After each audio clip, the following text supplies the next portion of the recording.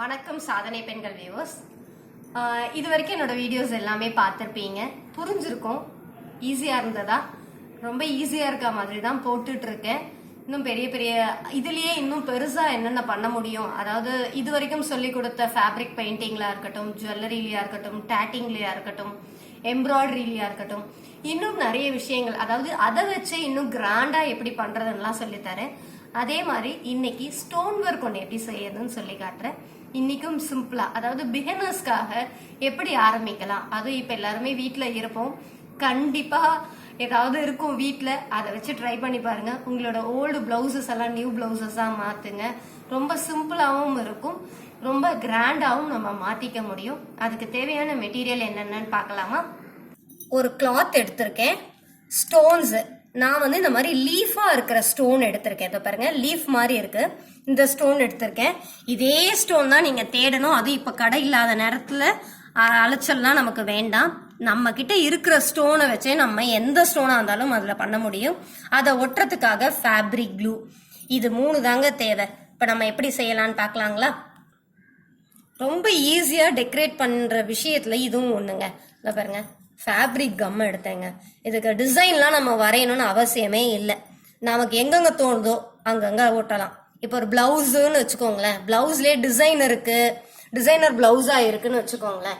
அந்த டிசைனோட எண்டில் இல்லை டிசைனோட சென்டர்ல இல்லை ஒரு சாரீ நம்ம வச்சிருக்கோம், சாரியில ஆல்ரெடி பார்டரே இருக்கு, ஒரு பட்டு சாரியில பார்டரே இருக்குன்னு வச்சுக்கோங்க. அந்த பட்டு சாரியில அந்த டிசைனுக்கு ஏத்த மாதிரி அங்கங்க நம்ம ஒட்டிக்கலாம். ஒட்டுற மெத்தடை மட்டும் நான் சொல்லித்தரேன். எங்க நம்ம ஒட்ட போறோமோ அங்க வந்து கம் அப்ளை பண்ணிக்கோங்க. ரொம்ப நிறையவும் வேண்டாங்க. கம் வச்சுட்டு இந்த பேக் சைடை வந்து இதுல வச்சு இப்படி ப்ரெஸ் பண்ண வேண்டியதுதான்.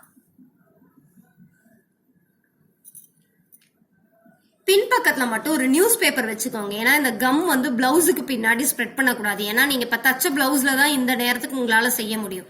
அப்ப தச்ச பிளவுஸ்லனா பின்னாடி ஒட்டிக்க கூடாது. அப்போ ஒரு நியூஸ் பேப்பரை பேக் சைட்ல வச்சுக்கோங்க. இப்ப என்கிட்ட இந்த லீஃப் மாதிரியே இருக்கிற ஸ்டோன்ஸ் இருக்குங்கிறதால இதை நான் வந்து ஒரு 4 சைட்ல ஒட்டி இதை ஒரு ஃப்ளவரா மாத்துறேன். இதெல்லாம் உங்களோட மெட்டீரியல் கிடைச்சதுன்னா நீங்க ட்ரை பண்ணுங்க. அது வரைக்கும் உங்ககிட்ட இருக்கிற ஸ்டோனை வச்சே நீங்க அழகா டெக்கரேட் பண்ணலாங்க.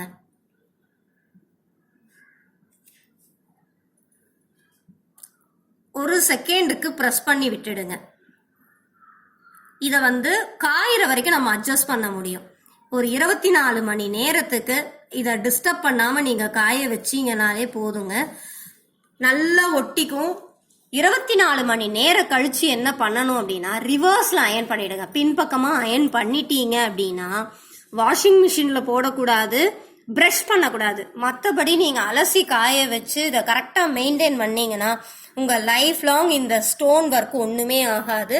இதோ பாருங்க, ஒரு சின்ன ஃப்ளவர் ஆக்கிட்ட, அதாவது என்கிட்ட இந்த ஸ்டோன் இருந்ததால சுத்தி நான் ஒட்டி 4 சைடும் 4 ஒட்டி இருக்கேன். இது ஒரு அழகா பூ மாதிரி மாறிடுச்சு. இதுவே வேணும்லாம் நினைக்க வேண்டாம். சின்ன சின்ன ஒயிட் ஸ்டோன்ஸ் நம்ம கிட்ட வீட்டுல என்ன இருக்கோ அந்த ஸ்டோன்ல ட்ரை பண்ணி பாருங்க. நான் சாரி பிளவுஸ்ல எல்லாம் ஒட்டிருக்கேன், அதை உங்களுக்கு காட்டுறேன்.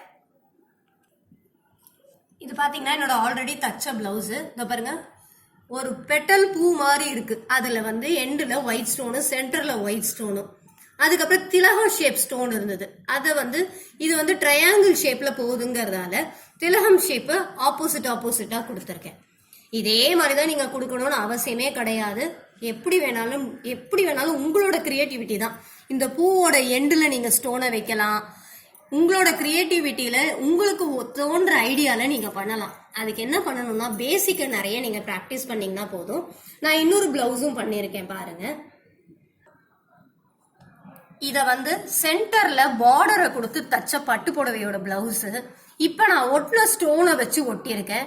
இது இல்லாம அடிஷ்னலா பாத்தீங்கன்னா 3D கோன் அப்படின்ற பெயிண்டிங்ல கிடைக்கும். 3D கோன்ட்டு அந்த பெயிண்டிங்கை யூஸ் பண்ணி ஒரு டாட்டர்ஸும் வச்சிருக்கேன். அந்த லீஃப் ஸ்டோனை வச்சு பண்ணியிருக்கேன் பாருங்க.